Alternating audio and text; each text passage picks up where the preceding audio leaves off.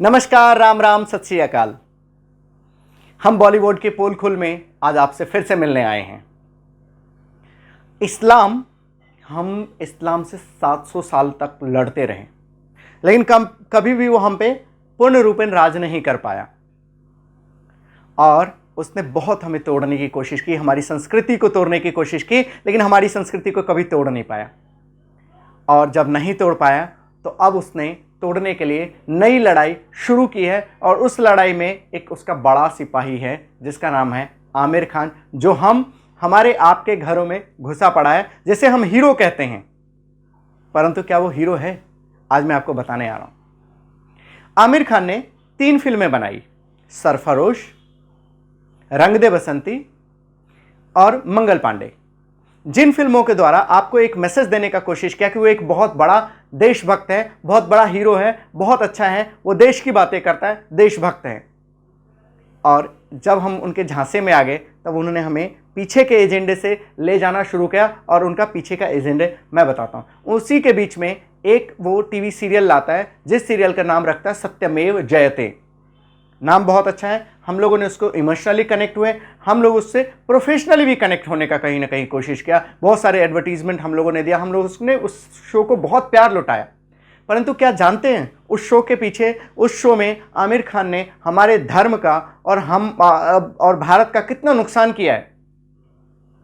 नहीं पता, लोगों को पता ही नहीं उसने पीछे के एजेंडे से क्या क्या खेल खेला है। आमिर खान ने, मैं बताने जा रहा हूं आपको उसने क्या क्या खेल खेला है। उसने हिंदुओं के लिए कितनी सारी कुरीतियों को उस फिल्म में दिखाया, बहुत सारी कुरीतियों, केवल हिंदुओं के लिए ही नहीं, बहुत सारी कुरीतियों को उस फिल्म में दिखाया, जो काफ़ी हद तक सही भी था। हमने उसको सपोर्ट किया, ब्लाइंडली सपोर्ट किया, हमने कभी उसको हिंदू मुसलमान देने की कोशिश नहीं की। लेकिन आमिर खान ने उस शो के माध्यम से केवल हिंदुओं की कुरीतियों की बात की। उसने बात की दहेज प्रथा की, जिस दहेज प्रथा में उसने ये दिखाने की कोशिश किया है कि दहेज के कारण से माता पिता अपनी बालिकाओं को जन्म के समय ही मार देता है। और क्या ये इतना काफ़ी नहीं है हिंदू महिलाओं को, हिंदू बच्चों को ये दिखाने के लिए कि मेरे मम्मी पापा, मेरे माँ बाप जो है खराब है, गलत है, वो मार देते हैं। लेकिन कभी उसने इस्लामिक कुरीतियों की बात नहीं की। आमिर खान ने पूरा एक एपिसोड चलाया जिसमें सती प्रथा को दिखाया, लेकिन कभी उसने हलाला जैसे जो महिलाओं के लिए सबसे पीड़ादायक है, कभी उस पर चर्चा किया?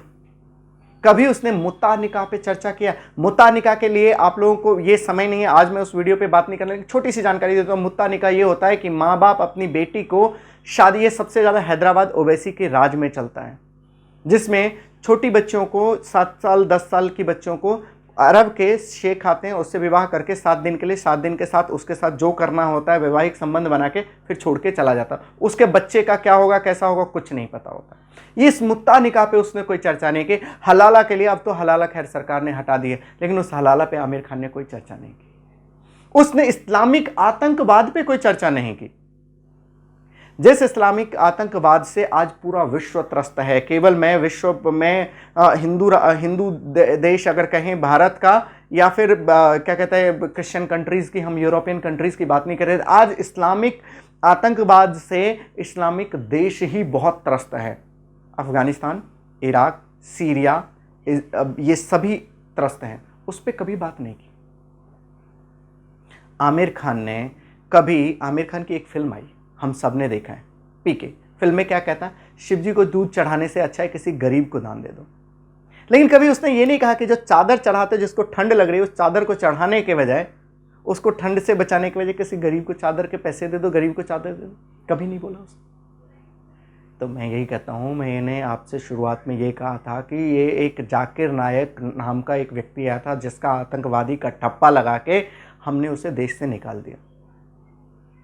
लेकिन उस जाकिर नायक से भी बहुत है खतरनाक है आमिर खान।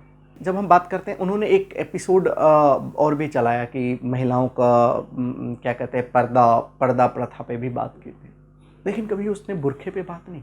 पर्दा प्रथा तो इतना होता है कि महिलाएं सांस ले सकती, बुरखे तो एक तिरपाल में बंद महिला की बात करता है आमिर खान। कभी बुरखे के ऊपर उन्होंने कोई एपिसोड सुना? कभी आमिर खान का एक बयान सुना बुरखे के ऊपर? हम सब उसको इतना प्यार लुटाते रहे और उसके बीच में वो सब कुछ करता रहा, चलता रहा और हम देखते रहे। उसने ट्रिपल तलाक के ऊपर कभी कोई चर्चा किया? ट्रिपल तलाक कितना होता है कि 3 बार मैसेज भेज दो तो तलाक हो गया। कितनी बुराइयां हैं उस इस्लाम में, कभी उसने चर्चा की? लेकिन हिंदुत्व की हर बुराइयां नहीं अच्छाइयां थी। मैं अगर यदि बात करूं सती प्रथा तो किस रूप में आया, कैसे आया, इसकी चर्चा उसने कभी नहीं की। छोटे से समय के लिए रहा, हमने लड़ाई की, हमारे ही बीच में से राजा राम मोहन राय जैसे लोग आए, लड़ाई की और सती प्रथा थोड़े ही दिनों में समाप्त हो गया। अधिक दिन नहीं चला। क्यों आया था इस पर उसने कभी चर्चा नहीं किया। परंतु उसने ट्रिपल तलाक पे कभी चर्चा नहीं करता है। वो मुत्ता निकाह के विषय में मैंने आपको बताया, उस पर कभी नहीं चर्चा करता है। जिसमें किशोरी बच्चों को शादियां की जाती है, उस पर कभी चर्चा नहीं किया। आमिर खान का ये शो बहुत हिट रहा, हम सब ने सत्यमेव जयते को बहुत प्यार दिया, बहुत सब कुछ दिया और उसको हिट कराया हमने।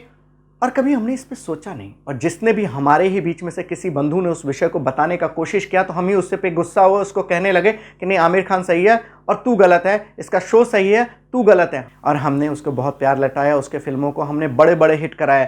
सत्यमेव जयते एक टीवी सीरियल ना होके हमारे हिंदुत्व पे एक बहुत बड़ा प्रहार था। और आप इस विषय को कभी देखें कि आमिर खान ने इसके पीछे में कितना बड़ा एजेंडा चलाया। जो संस्था, जो एनजीओ इसको सपोर्ट कर रही थी, वो एनजीओ क्या करती है जानती हैं? वो पूरा इस्लामिक लोगों के लिए कार्य करते हैं, इस्लामिक लोगों के लिए पैसा इकट्ठा करती है। और वो पैसा इकट्ठा होके कहाँ जाता है, क्या होता है, ये हम सभी जानते हैं। फिल्म आई थी पीके, सबसे बड़ी ब्लॉकबस्टर रही, हम सब ने उसे देखा। उसमें आमिर खान ने ये दिखाया कि भगवान शिव का एक जो बना हुआ है भगवान शिव के जैसे, उसको बाथरूम में जाते हुए, उसने कभी इस्लाम पे कोई फिल्म नहीं बनाने की कोशिश की। उसने कभी मोहम्मद के बारे में ऐसा कहने का कोशिश भी नहीं कर सकता। जिस दिन किया उस दिन आमिर खान का सर काट के फेंक दिया जाएगा। और हम ही लोग उस एजेंडे में फंसे, हम ही लोग फंसते हैं। हम क्यों फंसते हैं? क्योंकि हम पहले से तैयार नहीं होते थे। इस लड़ाई के लिए जो ये इस्लामिक लड़ाई एक तरीके से थोपा गया है, इस लड़ाई को समझ के आप ही बाहर निकाल सकते हैं। आप ही आमिर खान को हराने का एक बहुत अच्छा तरीका है। अभी हमने बात की कि उन्होंने हिंदुत्व को कैसे कितना नुकसान पहुंचाया। अब हम बात कर रहे हैं कि उसने भारत को कितना नुकसान पहुंचाया। चलो हिंदुत्व से उसकी दुश्मनी हम मान सकते हैं, परंतु भारत को कितना नुकसान पहुंचाया, इस विषय को बात करते हैं। आमिर खान, जब मोदी जी की सरकार आई तो मोदी जी की सरकार आने के कुछ समय बाद आमिर खान क्या कहता है, इस देश में अराजकता फैल गई है, मेरी पत्नी को इस देश में रहने से डर लगता है, ये बोल के चला जाता है। और इससे पहले की एक घटना मैं आपको और बताता हूं। जब वो वहां जाता है तुर्की, और तुर्की में राष्ट्रपति, जो राष्ट्रपति भारत के हमेशा खिलाफ रहता है, उस राष्ट्रपति के साथ जाके बड़े मिलता है। मिलने तक ठीक बात थी, मिलने के बाद क्या होता है कि उस बात को वो अपने गुप्त रूप से रख भी सकता था, लेकिन उसको पब्लिक में भेजता है।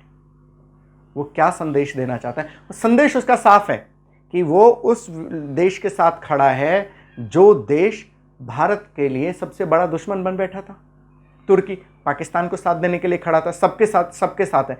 उसने एक बहुत बड़ा संदेश देने का कोशिश किया कि कैसे भारत को वो अपना देश नहीं मानता, भारत से वो पैसे कमाना चाहता है, भारत को वो अपना देश नहीं मानता। उसने हिंदुत्व, मैंने आपको बताया कि कितनी बड़ी दुश्मनी है उसके हिंदुत्व से, और कितना बड़ा दुश्मन वो अपने आप को देश।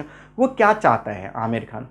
आमिर खान अपने बयानों से एक इस्लामिक लोगों को इकट्ठा करना चाहता है, जो इकट्ठा पहले से हैं उनको। देखिए, इस्लामिक में हम बहुत चर्चा पहले भी कर चुके हैं, आगे भी करेंगे कि इस्लाम में अलग अलग लोग हैं। एक लोग हैं जो कहीं कुछ होगा, जैसे आपने दिल्ली दंगों में देखा था कि दंगा होते ही एक लोगों ने मानव चेन बना दिया और मुसलमानों ने कहा कि हम मंदिर बचा, ये मुसलमान हैं, हम यहाँ मंदिर नहीं टूटने देंगे। लेकिन उसके पीछे का सोचिए, वो मंदिर बचाना किससे चाह रहा था? सोचिए आप कि उस मंदिर पर अटैक करने वाले कौन थे? मुस्लिम थे। बचाने वाले, ताकि वो इसलिए आगे बचाने के लिए दूसरा मंदिर टूट जाए, हम इसको बचा के एक संदेश देना चाहते हैं। मुसलमानों में एक गलती करता है, दूसरा उसको ढकने के लिए आ जाते हैं। जावेद अख्तर जैसे लोग, उसकी भी हम चर्चा करेंगे। बहुत सारे लोग हैं जो इस विषय को करने के लिए आ जाते हैं, ढकने के लिए आ जाते हैं। आमिर खान उन्हीं में लोगों में से है जो गलती करता है, उन गलतियों को दिखाने के लिए, और हमें जो है उसके पीछे, पर्दे के पीछे लाके हमें अपने ही धर्म, अपने ही देश के विरुद्ध हमें खड़ा कर देता। हमें ये लगता है कि आमिर ने जो कहा है वो बयान बिल्कुल सही है, उसने जो बोला है बिल्कुल सही है, और हम अपने ही देश और अपने ही लोगों के विरुद्ध खड़े हो जाते हैं। आमिर खान अपने आप को स्वघोषित बड़ा हीरो बनाने का कोशिश करता है, जितना बड़ा कि वो है नहीं। भारत की जब हम बात करते हैं कि भारत को कितना नुकसान पहुंचा, तो भारत में एक बहुत बड़ी फिल्म बनी थी, अभी हाल ही में रिलीज़ हुई है, हम सब ने उस फिल्म को देखी है, बाहुबली। बाहुबली फिल्म को कहते हैं कि भारत में 1000 करोड़ कमाने वाली पहली फिल्म थी। आमिर को एक फिल्म लाता है जिस फिल्म को दंगल दिखाने की कोशिश करता है, और दंगल को कहता है कि वो आज तक की सबसे बड़ी फिल्म है, उसने चाइना में 1000 करोड़ कमाए। थोड़ा सा तथ्य देने की कोशिश करता। चाइना में, जिस चाइना में कुश्ती का कोई नामो निशान नहीं है, चाइना जाना जाता है कुंग फू कराटे के लिए। यदि कुंग फू कराटे में कोई फिल्म बनती है तो एक बार को हम मान लें, बॉडी बिल्डिंग पे भी फिल्म बनती है तो हम एक बार को मान लें कि भाई चाइना ने देखा होगा इस फिल्म को। लेकिन स्वघोषित बड़ा हीरो बनाने के लिए उसने और उसके एक टीम ने, जो इस टीम को पूरा सपोर्ट करता है हम हिंदुओं के विरोध में, उसने बनाने की कोशिश की और वहाँ दिखाने की कोशिश की 1000 करोड़। जिस चीन में आमिर का नाम भी कोई नहीं जानता, उस चीन में उसने दिखाया और हम लोगों ने स्वीकार किया। अब तथ्यों पे जाइए। वो इसलिए क्योंकि एक बाहुबली फिल्म थी जो भारतीयों के लिए बनी थी, भारतीयता को दिखाने की कोशिश की थी, भारत के लोग कितने कैसे बलशाली हुआ करते थे उसको उसने दिखाने की कोशिश की। लेकिन बीच में वो एजेंडा लाके हमें दिखाने की कोशिश करता है कि ये जो है गलत है, मैं बहुत बड़ा हीरो हूँ। तो वो बहुत बड़ा हीरो है या नहीं, अब ये आपको तय करना है। वो देशभक्त है या नहीं, ये आपको तय करना है। आप हिंदू हैं, आपके घर में उसकी फिल्में देखनी है या नहीं, ये आपको तय करना है। यदि अब आप नहीं तय करेंगे तो आपकी आंखें खोलने के लिए मुझे लगता है ये वीडियो बहुत है। इसके बाद आपको आंखें खोलने के लिए आपको पता नहीं आपको क्या चाहिए कि आमिर खान हमारे साथ क्या कर रहा है और हम उसके साथ क्या करें। हम उसकी टिकटें 500-500 रुपये में लेके जाके देखते हैं उसकी फिल्में, और वो हमें ही कहता है कि शिव जी पे दूध चढ़ाने के बजाय किसी और को कर दो। तो भैया जब आप उसकी फिल्में देखने जाओ तो सोचो एक बार को कि 300 की टिकट या 500 की टिकट लेके एक गरीब को उसकी टिकट के बजाय देखने के बजाय उसकी फिल्म क्यों देखे, उसके 300 या 500 के हम उसके गरीब को क्यों ना दे दे टिकट। हमें नहीं पता आमिर खान का एजेंडा क्या है, परंतु इन बातों से आप लोगों को बहुत कुछ पता चल गया होगा। आज हमने बात की है आमिर खान के एजेंडे की। आमिर खान के एक एजेंडा नहीं है, हम उसके अगले एपिसोड में हम आमिर खान के लव जिहाद वाले एजेंडे को बताएंगे कि कितना बड़ा प्रमोटर है वो लव जिहाद का। ये हम अगले एपिसोड में बात करेंगे। हाँ, मैं आप लोगों से बात करना चाहता हूँ, क्या आप लोगों को नहीं लगता ये सच सभी हिंदुओं के पास जाना चाहिए, सभी लोगों के पास जाना चाहिए? यदि आप लोगों को लगता है कि ये सबके पास सच जाना चाहिए तो आइए ना मेरे साथ, इस वीडियो को प्यार लौटाइए अपना, इस पे लाइक सब्सक्राइब कीजिए ताकि ये और लोगों तक जाए, दूसरे लोगों तक फॉरवर्ड करके लोगों को अवेयर कीजिए ताकि ये सबके पास जाए। ये हमारा चैनल है भारत माता का जय, इसमें हमारा एक शो है बॉलीवुड की पोल खोल, इसी में मैं आपसे बात कर रहा हूँ। अगले बार फिर मिलेंगे। नमस्ते, राम राम।